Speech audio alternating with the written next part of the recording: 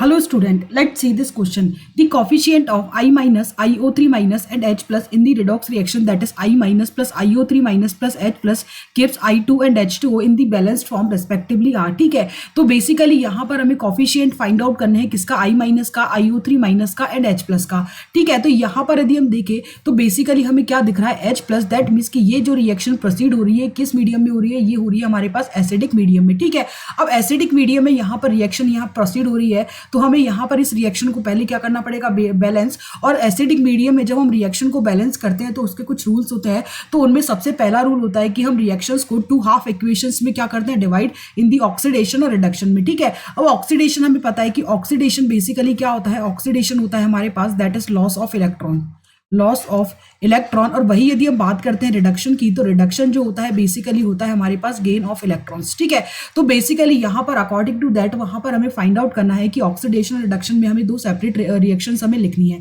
तो यदि हम यहाँ पर देखें तो फर्स्ट I माइनस है वो कन्वर्ट हो रहा है किसमें, I2 में. और in the second reaction IO3 minus है वो भी सिमिलरली कन्वर्ट हो रहा है किसमें, I2 में. ठीक है, अब यहाँ पर आयोडीन की ऑक्सीडेशन स्टेट कितनी है, -1 और यहाँ पर कितनी है, 0. अब यदि हम यहाँ पर चेक करें तो ये हो जाएगा x माइनस, ये हो जाएगा 3 -2, क्योंकि ऑक्सीजन का ऑक्सीडेशन नंबर कितना होता है हमारे पास, -2. ठीक है, दैट मीन्स कि ये हो जाएगा हमारे पास x minus 6 is equal to -1. तो x इज इक्वल टू हमारे पास कितना हो जाएगा, +5. दैट मीन्स कि यहाँ पर आयोडीन कितने में है, +5 में, और यहाँ पर कितने में, 0 में. ठीक है, दैट मीन्स कि यहाँ पर -1 से 0 में आया है, दैट मीन्स कि यहाँ पर हुआ है ऑक्सीडेशन.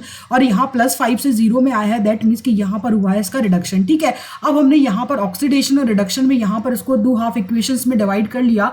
अब नेक्स्ट जो स्टेप आता है वो ये आता है कि हमें यहाँ पर हाइड्रोजन और ऑक्सीजन को छोड़कर जो रिमेनिंग जो एटम्स होते हैं उनको क्या करना है, बैलेंस. ठीक है, अब यदि हम यहाँ पर देखें तो I माइनस इधर की साइड 1 है और यहाँ पर I कितना है, 2.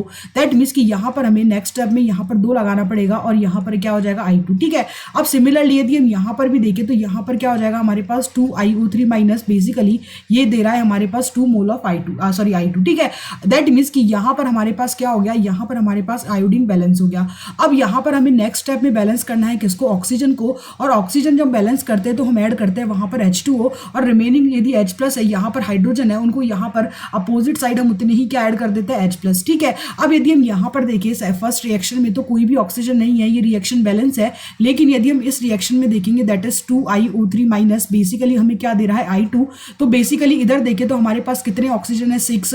दैट मीन्स कि यहाँ पर हमारे पास कितने H2O आएंगे, हमारे पास आएंगे 6 H2O. और यहाँ पर हमारे पास अपोजिट लेफ्ट हैंड साइड में हम उतने ही क्या जोड़ देंगे, H प्लस. ठीक है, अब यहाँ पर हाइड्रोजन, ऑक्सीजन और जो आयोडीन है वो यहाँ पर क्या है, बैलेंस है.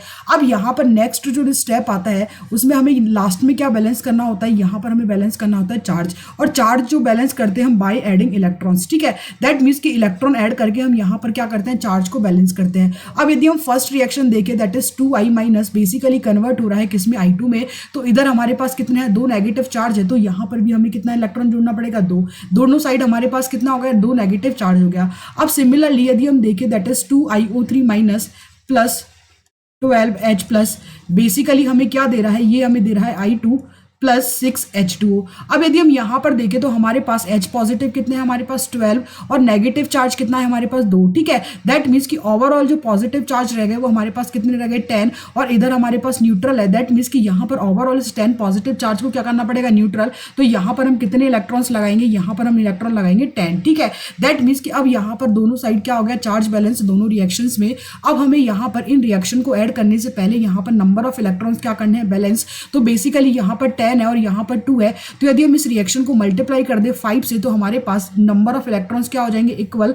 दैट मीन्स कि अब हमारे पास जो रिएक्शन होगी वो ये हो जाएगी हमारे पास, that will be 10I minus and 5I2 and 10 electrons. ठीक है, अब हम दोनों रिएक्शंस को ऐड कर देते तो 10 इलेक्ट्रॉन से 10 इलेक्ट्रॉन कैंसिल आउट हो गया, और हमारे पास जो फाइनल जो बैलेंस्ड इक्वेशन बनी दैट विल बी, ये हो जाएगी हमारे पास 10I minus plus 2IO3 minus plus 12H plus. Basically हमें क्या दे रहा है, ये हमें दे रहा है I2 plus 6 H2O.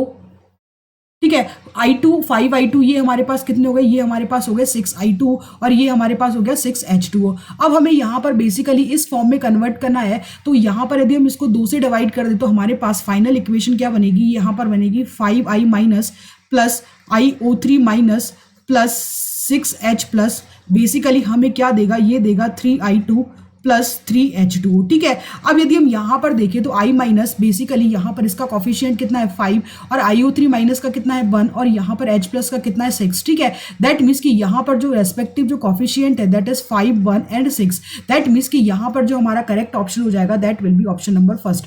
I hope you understood this question. Thank you.